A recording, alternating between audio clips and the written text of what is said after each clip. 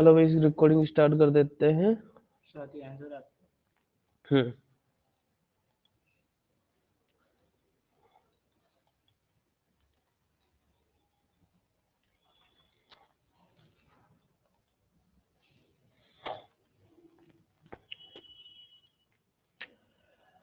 हाँ भाई, ऑक्सीजन चक्र के बारे में हम पढ़ने वाले हैं। तो सबसे पहले आपको एक बात बता दूं कि हमारी इस धरती का जो धरातल है, इस पर सबसे ज्यादा मात्रा में ये पड़ा है एयरफोन, ये पड़ा है ना, ये पड़ा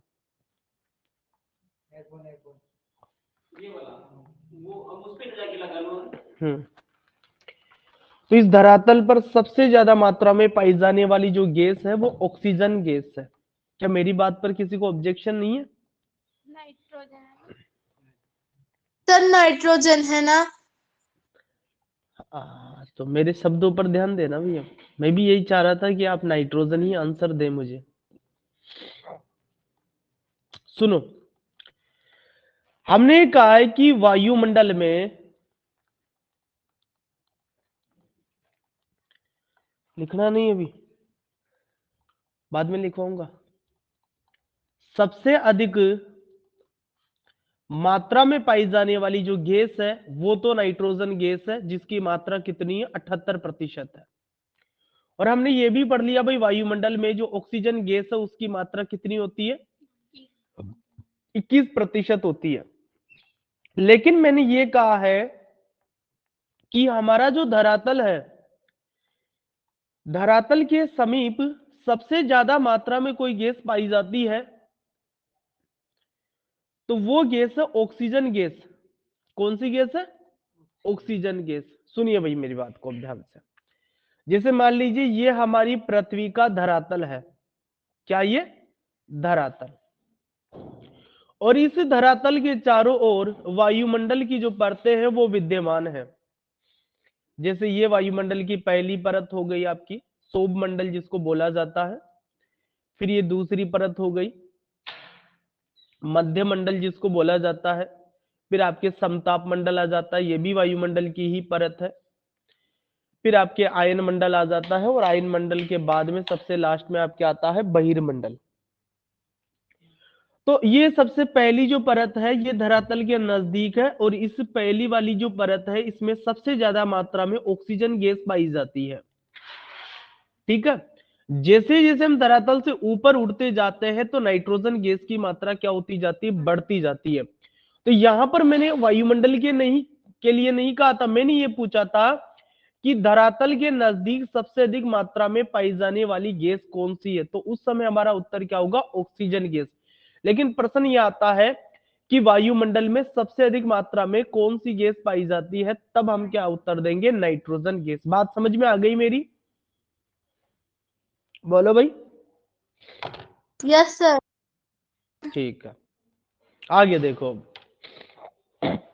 देखो भाई, यदि बात करें हम वायुमंडल, हाँ मैंने लिखने के लिए नहीं कहा भाई, अभी लिखना बाद में, आप अभी लिखना नहीं है, समझ लो बातों को। वायुमंडल के अंदर यदि अपन ऑक्सीजन की बात करें तो ऑक्सीजन स्वतंत्र रूप से तो कितनी प्रतिशत पाई जाती है? 21% पाई जाती है। इसके अलावा वायुमंडल में कार्बन डाइऑक्साइड गैस पाई जाती है। इस कार्बन डाइऑक्साइड गैस में भी क्या पाया जाता है? ऑक्सीजन पाया जाता है। यानी कि वायुमंडल में ऑक्सीजन एक तो स्वतंत्र रूप में पाई जाती है O2 के रूप में, और इसके अलावा CO2 के रूप में भी ऑक्सीजन क्या होता है? वायुमंडल में पाया जाता है। इसके बाद में यदि अपन बात करें धरातल पर ऑक्सीजन किस किस रूप में पाई जाती है, तो कई सारे यौगिक ऐसे हैं इस धरातल पर जिसमें ऑक्सीजन पाई जाती है। जैसे मैं आपको बता दूं, सिलिकॉन के ऑक्साइड, सिलिकॉन के ऑक्साइड, सिलिकॉन के ऑक्साइड में मुख्य रूप से अपन सिलिका का उदाहरण लेते हैं, सिलिका। और इसका अणुसूत्र होता है आपके SiO2। इसी को हम रेत भी कहते हैं। और आप सभी को पता है कि धरातल पर सबसे ज्यादा मात्रा में कोई यौगिक पाया जाता है तो वो रेत होता है। हाँ बोलो। सर ये सिलिका का सूत्र है क्या? हाँ, सिलिका का अणुसूत्र है ये SiO2, इसी को हम रेत भी कहते हैं। तो हमारा जो धरातल है उस पर मुख्य रूप से ये सिलिकॉन के ऑक्साइड के रूप में जो होता है ऑक्सीजन पाया जाता है। पूरा जो धरातल है वो ज्यादातर किसका बना हुआ, रेत का ही बना हुआ है। और इसका अणुसूत्र क्या होता है, SiO2, यानी कि इसमें ऑक्सीजन क्या है, विद्यमान है। इसके अलावा धातुओं के जो ऑक्साइड है उसके रूप में भी ये पाया जाता है, धातु ऑक्साइड के रूप में भी पाया जाता है। धरती पर कई सारे धातु के ऑक्साइड पाए जाते हैं, जैसे मैं आपको उदाहरण दे दूं, फेरस का ऑक्साइड है Fe2O3, कॉपर का ऑक्साइड है, आपके कैल्शियम का ऑक्साइड होता है, मैग्नीशियम का ऑक्साइड होता है। तो इन सारे धातु ऑक्साइड के रूप में ये पाया जाता है। इसके अलावा ये पाया जाएगा कार्बोनेट। कार्बोनेट कार्बोनेट आयन का अणुसूत्र आपको पता होगा, होता है CO3-2। ऑक्सीजन आ गया ना इसमें। हाइड्रोजन कार्बोनेट, हाइड्रोजन कार्बोनेट,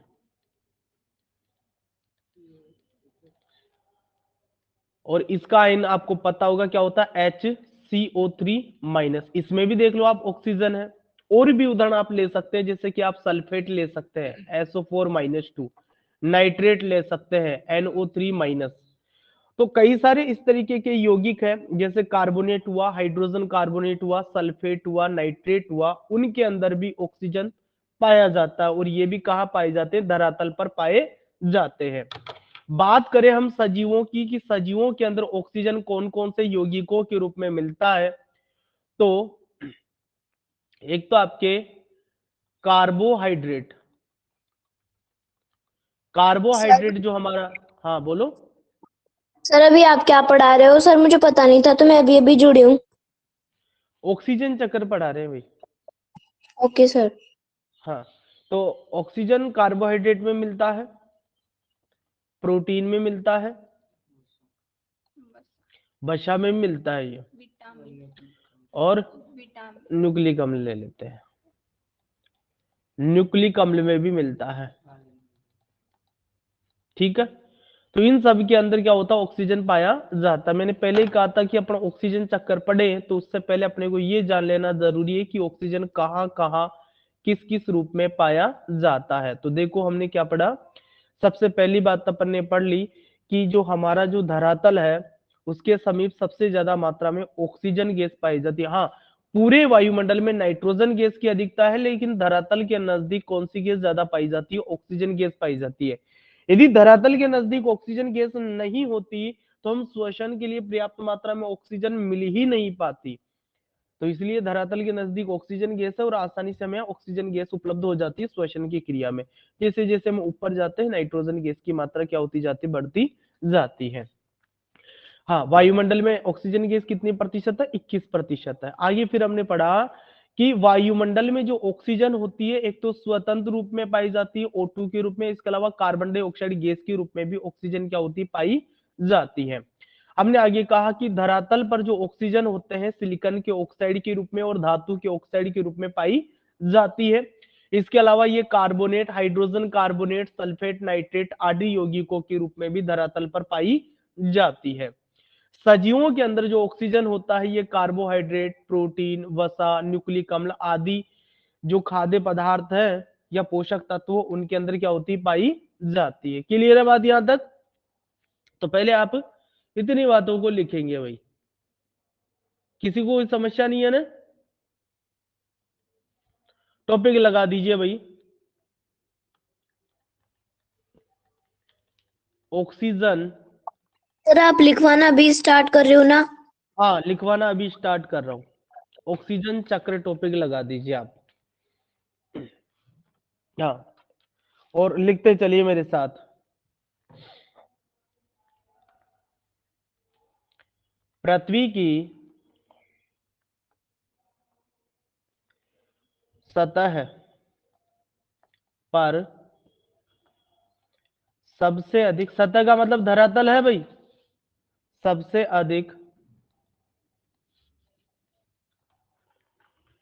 पाई जाने वाली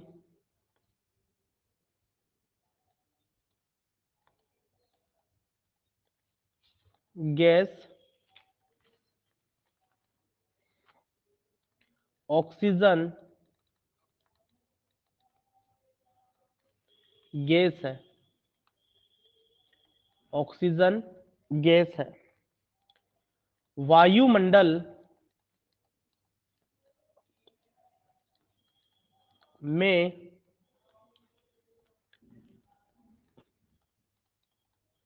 ऑक्सीजन गैस की मात्रा लगभग 21% है। ऑक्सीजन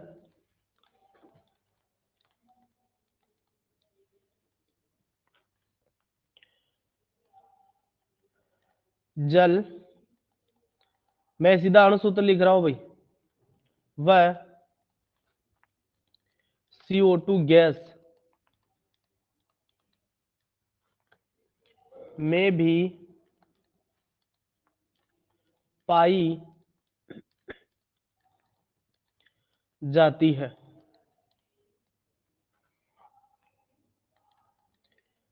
पृथ्वी की धरातल पर ऑक्सीजन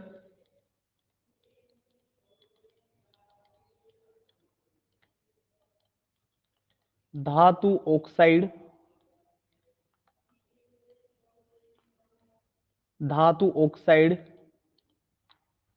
व सिलिकॉन के ऑक्साइड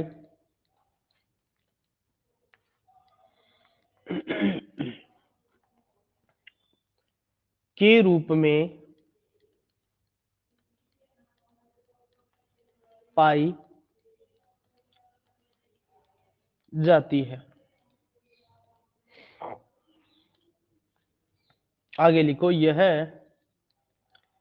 कार्बोनेट, चाहो तो मैं यहां आयन भी लिख देता हूं कोष्टक में, CO3-2, है ना। हाइड्रोजन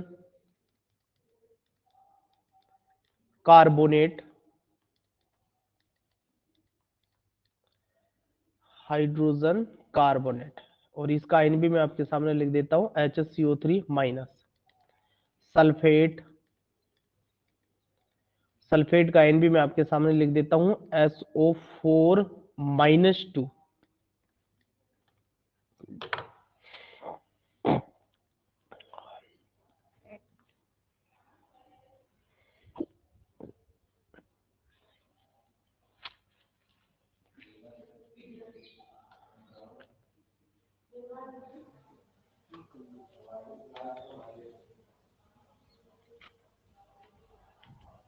एक घंटा की डाल 15 मिनट हो गए। बता तो सही। हाँ भाई, हो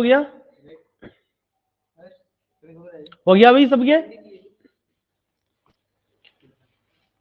यस नेक्स्ट पेज पे चले।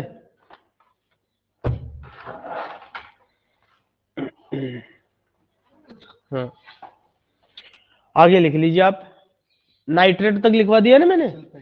सल्फेट, नाइट्रेट, नाइट्रेट, NO3- आदि खनिजों के रूप में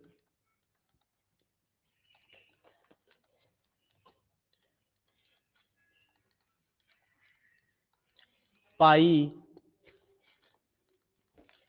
जाती है।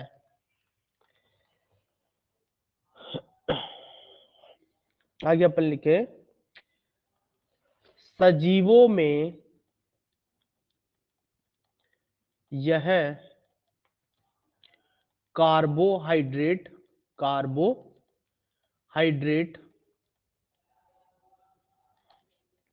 वसा, प्रोटीन,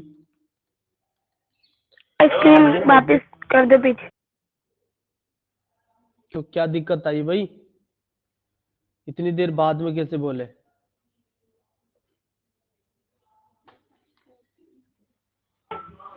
सर सर मैं व्यक्त हो गई थी इसलिए। कितना रह गया आपके? सर हो गया। हो गया। प्रोटीन, हाँ। और आप ले लो न्यूक्लिक अम्ल। न्यूक्लिक अम्ल आदि अणुओं के रूप में पाई जाती है। एक बात और आप सुन ले, कुछ जीवाणु हैं जिनको अपन अवायवीय जीवाणु कहते हैं, तो उन जीवाणुओं को छोड़ करके सभी सजीवों के लिए ऑक्सीजन जरूरी होती है जीवित रहने के लिए। तो एक लाइन यहां पर मैं लिख देता हूं कि कुछ जीवाणुओं को छोड़कर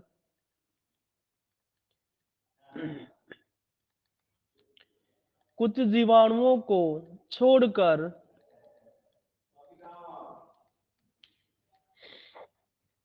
सभी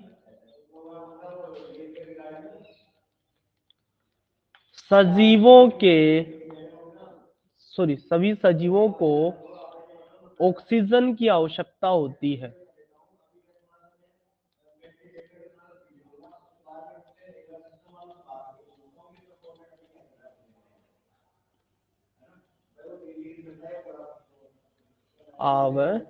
आवश्यकता होती है।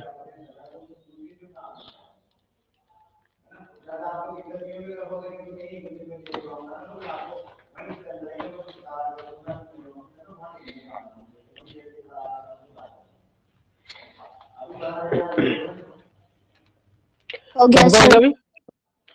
अब मैं ऑक्सीजन चक्र आपके सामने बनाऊंगा तो पहले उस चक्र को समझ लेंगे। तो आप बनाना मत मेरे साथ के साथ। हाँ जी, देखो यहां पर मैं ले रहा हूं एक तो वायुमंडलीय ऑक्सीजन,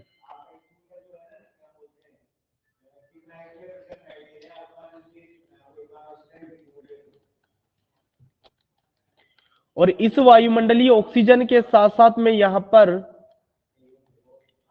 जलीय ऑक्सीजन भी ले लेता हूं, यानी कि जल में घुली हुई जो ऑक्सीजन है उसकी बात यहां पर अपन करेंगे। ठीक है, और इसी के साथ यहां पर मैं एक चीज और ले लेता हूं, कार्बनिक अणु। और कार्बनिक अणु के रूप में मैं केवल और केवल ग्लूकोज की बात कर रहा हूं, C6H12O6, ये ग्लूकोज का अणु सूत्र होता है।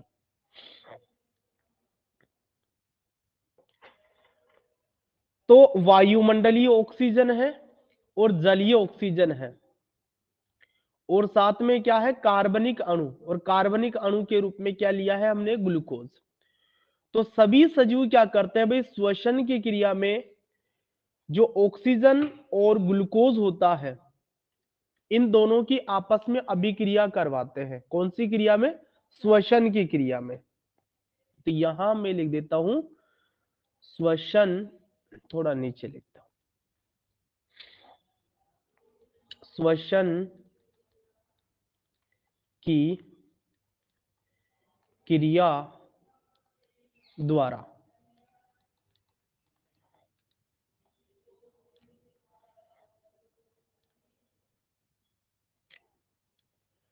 तो श्वसन की क्रिया में एक तो ऑक्सीजन को काम में ले लिया जाता है और एक ग्लूकोज को काम में ले लिया जाता है। और जब इनको दोनों को काम में लिया जाता है तो बदले में ये कार्बन डाइऑक्साइड गैस बनाते हैं और बनाते हैं जल। तो यहां पर मैं एक तो ले लेता हूं आपके CO2 यानी कि कार्बन डाइऑक्साइड गैस, और दूसरा मैं ले लेता हूं जल। जल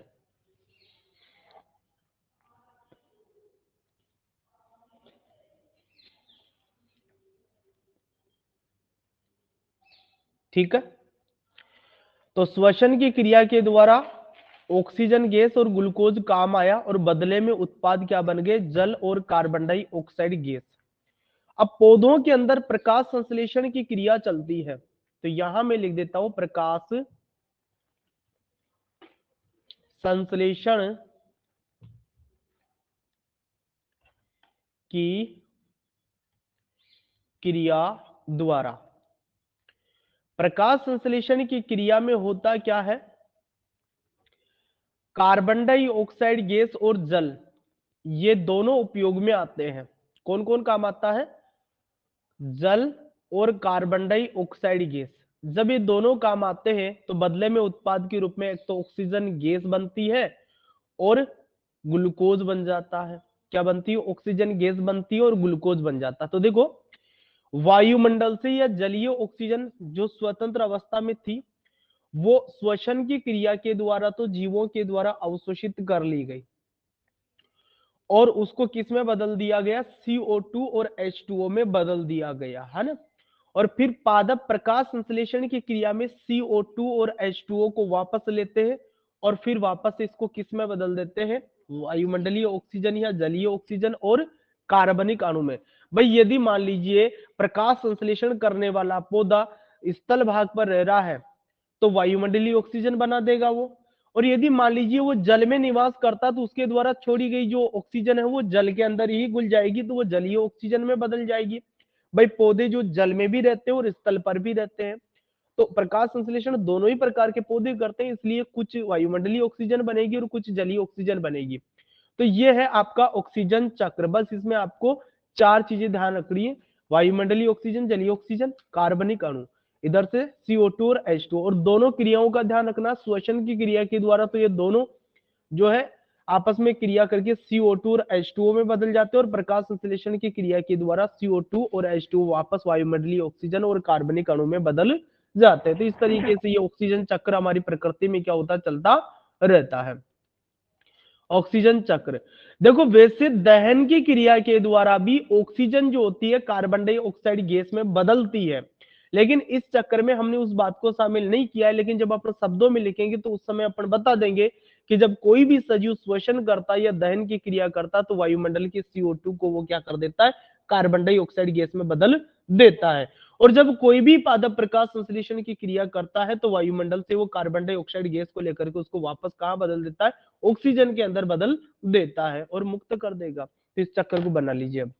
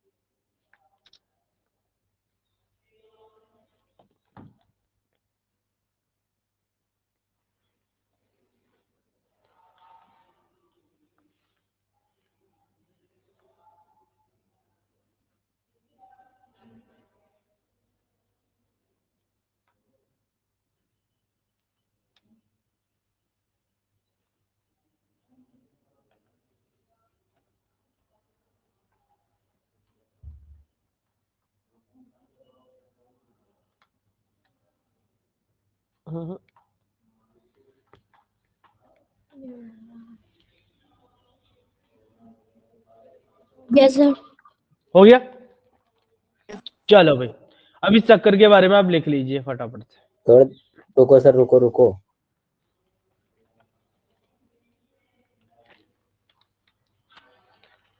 अब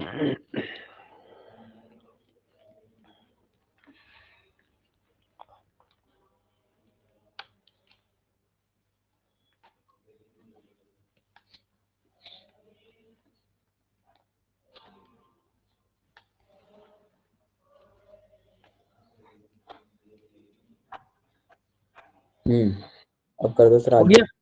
ठीक है, इस चित्र के नीचे से लिखना है। चित्र का नाम तो लिख दिया था ना, ऑक्सीजन चक्र है वो। हाँ तो यस लिखिए। सर। स्थलीय जीव वायुमंडल से तथा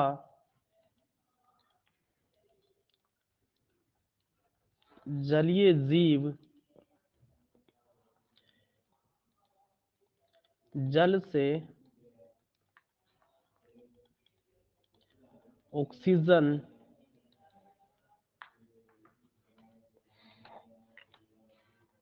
गैस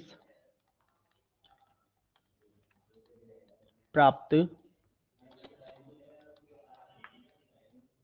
करते हैं तथा श्वसन की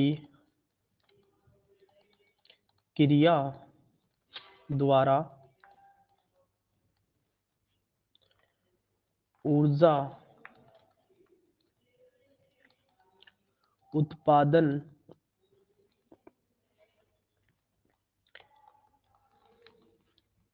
करने की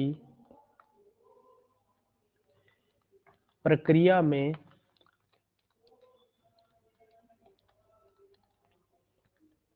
यह CO2 में बदल जाती है,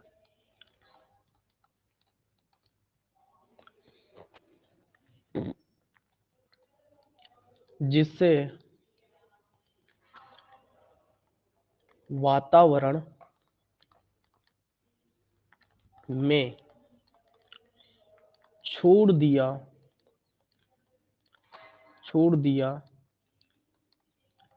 जाता है।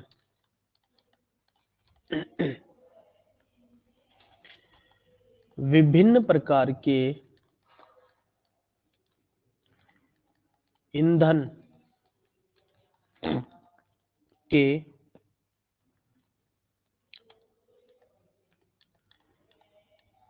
जलने पर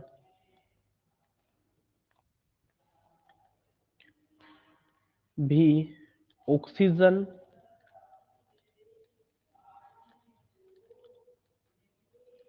का उपयोग होता है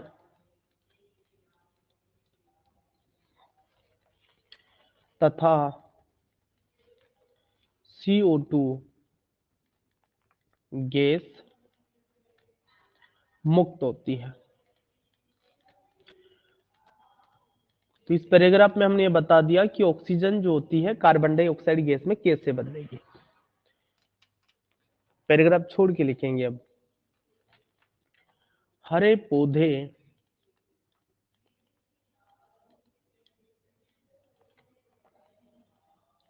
वातावरण से CO2 लेकर प्रकाश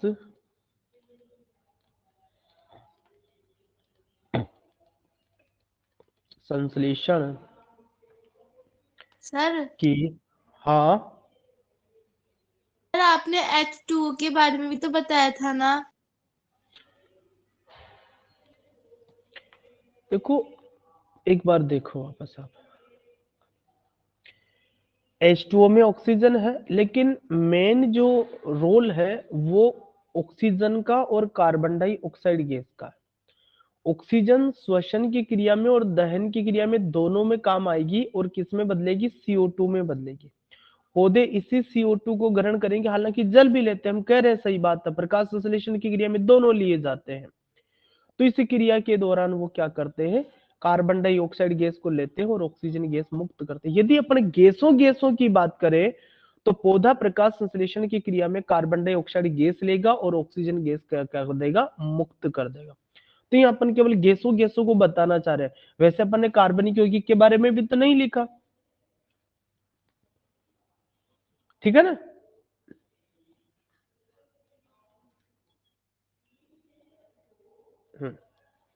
हरे पौधे वातावरण से CO2 को लेकर प्रकाश संश्लेषण की क्रिया द्वारा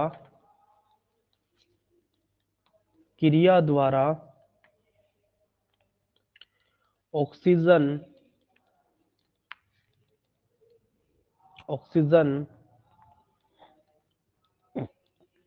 मुक्त करते हैं, जिससे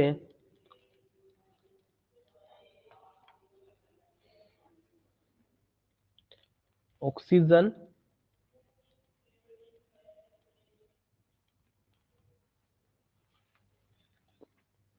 पुनः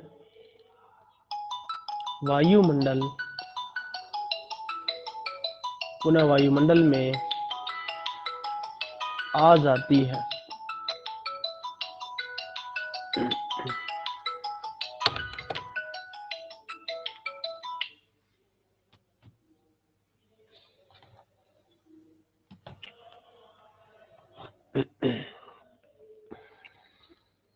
उनसे पूछ के आना देवनारायण जी से, अगली क्लास अंग्रेजी की रहेगी क्या 9th में।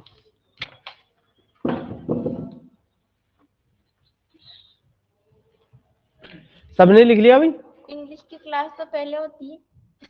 यस ये सर। आज अलग तरीके से होगी। हो अब गया सर। हाँ, इसके बाद में अब हम हरित गृह प्रभाव के बारे में देखेंगे, है ना। तो आप टॉपिक तो लगा लो आज, हरित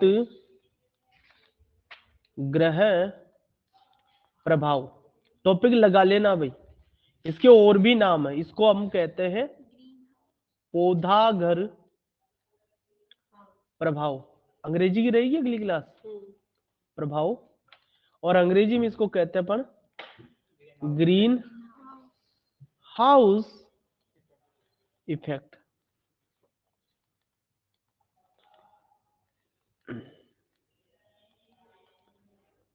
टॉपिक डाल दो। डालिए सर। डालिए सर। डाल दिए ना टॉपिक? Yes sir. हरित गृह प्रभाव, ये ग्रह सही लिखा है कि मैंने गलत लिखा है? ये वाला सर सही है। पौधागर प्रभाव। अरे मुझे ये बताओ, घर को कैसे लिखते हैं? ये लिखते हैं शायद, ये लिखते हैं ना ग्रह। हाँ तो फिर ये वाला ग्रह आएगा यहाँ पर, वो तो दूसरा ग्रह हो गया। हाँ, घर के लिए ये वाला ग्रह आता है तो ये आएगा, है ना।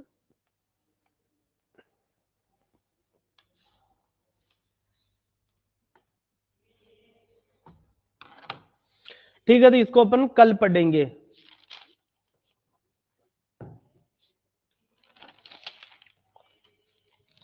अगली क्लास अंग्रेजी की होगी आपकी, अभी 10:40 से होगी वो, ठीक है।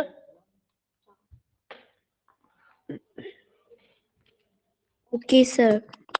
Okay, sir thank you sir. Thank you. Thank you.